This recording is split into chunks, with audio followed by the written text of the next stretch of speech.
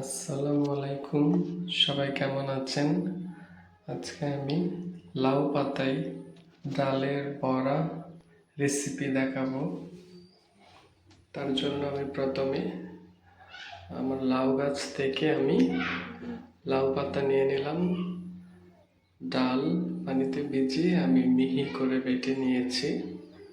পেঁয়াজ, কাঁচামরিচ, লবণ দিয়ে দিচ্ছি, একটু হলুদ গুঁড়ো, একটু মরিচ গুঁড়ো। আপনারা চাইলে এখানে ধনিয়া, জিরা এগুলো দিতে পারেন, আমি এগুলো দিইনি। বেসন দিয়ে দিয়েছি। তারপর এখন একটু আমি আমার কাছে চালের গুঁড়োটা ছিল না, আমি তাই ময়দা ব্যবহার করেছি। আপনারা চাইলে ময়দাও দিতে পারেন, তবে চালের গুঁড়া দিলে বেশি মুচমুচে ভাব হয়। আমি তার জন্য লাউ পাতাটা ধুয়ে আমি সেই ডালের পুরটা এখানে আমি দিয়ে দিচ্ছি। দেখেন, এখানে খুব বেশি দেওয়ার দরকার নেই। যদি অল্প করে দেন তাহলে আপনার বড়াটা অনেক বেশি মুচমুচে হবে। যদি বেশি দেন তাহলে নরম থাকবে। আমি এখানে দিয়ে দেখেন আমি পাতাটা ভাঁজ করে নিচ্ছি যেন খুলে না যায়। এক হাত দিয়ে করাটা অবশ্য মুশকিল, বারবার খুলে যেতে চাই। দেখেন এভাবে করে নিয়েছি। আমি আরেকটা করে দেখাচ্ছি। মাঝখানে দিয়ে এই যে এভাবে হাত দিয়ে ডালের গায়ে চাপটা করে লাগিয়ে দেবেন, তাহলে লেগে যাবে। এক হাত দিয়ে হচ্ছে না, ঝামেলা হচ্ছে, খুলে যায় বারবার।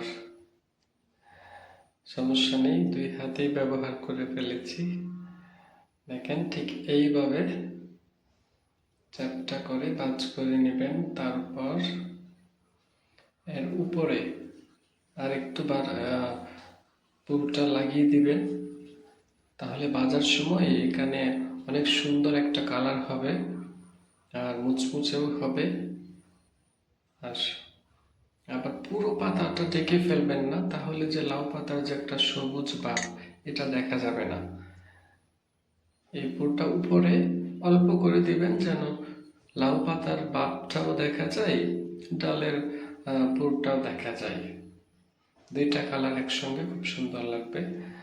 এখন আমি তেলটা গরম করে আমি এখানে আমার সেই ডালের পুর বড়া, লাউ পাতার বড়াগুলো দিয়ে দিচ্ছি। দেখেন এখন এগুলো উল্টে দিচ্ছি। খুব সাবধানে করবেন, না হলে তেলটা হবে কি ছিটকে আপনার গায়ে পড়তে পারে। রান্নাও কিন্তু খুব সহজ একটা কাজ তা কিন্তু না, এটাও অনেক ধৈর্য থাকতে হবে, যত্ন নিয়ে করতে হবে। দেখেন ওই যে বড়ার গায়ে যে আমি পুরটা দেওয়াতে দেখেন উপরে সবুজ ভাবটাও আছে, দেখতে খুব সুন্দর লাগছে। আমার ভাজা হয়ে গেছে, তুলে নিচ্ছি।